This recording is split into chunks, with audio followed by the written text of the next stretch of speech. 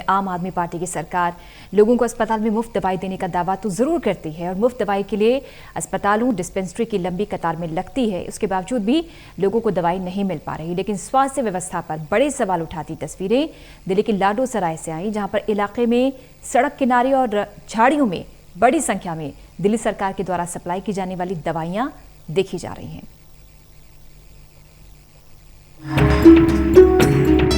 इस कोरोना काल में देश में बेड और दवाइयों की किल्लत खूब देखने को मिली है। राजधानी दिल्ली में दवाइयों को लेकर दिल्ली सरकार अपनी नाकामी छुपाती रही है। इस कोरोना महामारी में दवा और ऑक्सीजन न मिलने की वजह से लोगों को मरता देखा गया। तो वहीं दिल्ली के लाडो सराय इलाके में सड़क पर दवाई फेंकी गई और जिसकी तस्वीर टोटल न्यूज के हाथ लगी है। इन तस्वीरों को देखिए। ये तस्वीरें दिल्ली के लाडो सराय इलाके की हैं, जहां पर दिल्ली के सरकारी अस्पतालों की दवाइयों को खुले में फेंक दिया गया। जिन जीवन रक्षक दवाइयों को लोगों को समय रहते लोगों को देना चाहिए था, जिन दवाइयों के लिए लोग दर दर भटक रहे थे, उन दवाइयों को स्टॉक बनाकर रखे रहने दिया गया और जिसके बाद उनके एक्सपायर होने पर उन्हें खुले आसमान के नीचे झाड़ियों में फेंक दिया गया। इस समय हम दिल्ली के लाडो सराय इलाके में मौजूद हैं और पार्क में बड़ी संख्या में दवाइयां मिली हैं। हालांकि अगर मैं दिखाना चाहूं तो सभी दिल्ली सरकार के द्वारा सप्लाई की जाने वाली दवाइयां हैं। हालांकि अधिकतर दवाइयां इसमें एक्सपायर हो चुकी हैं, लेकिन इनको दिल्ली के उन तमाम अस्पतालों से यहाँ पर फेंक दिया गया है।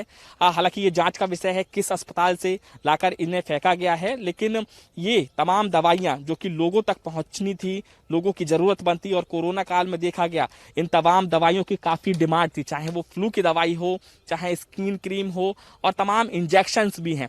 और ये केवल एक जगह नहीं, अलग अलग जगहों पर इस तरीके से फेंका गया है ताकि लोगों को भी इकट्ठी दवाइयां ना दिख सकें। और अलग अलग जगह पर लगभग 3 से 4 किलोमीटर के दायरे में पूरे जगह जगह पर इन दवाइयों को फेंका गया है। लाडो सराय इलाके में दिख रही दवाइयां ये कोई एक जगह नहीं फैली, बल्कि लगभग 1 किलोमीटर से ज्यादा इलाके में इस तरह से सड़क किनारे और झाड़ियों में दवाइयों को अलग अलग जगहों पर फेंक दिया गया।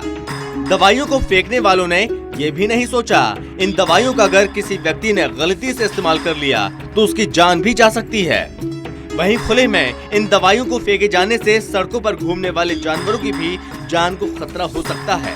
वहीं इलाके में रहने वाले लोगों का मानना है ये दवाई पास ही बने दिल्ली सरकार के मोहल्ला क्लिनिक की भी हो सकती है, क्योंकि मोहल्ला क्लिनिक काफी समय से बंद है और जब इसे खोला जा रहा है तो दवाइयां एक्सपायर जरूर हुई होंगी, जिसकी जांच होनी चाहिए।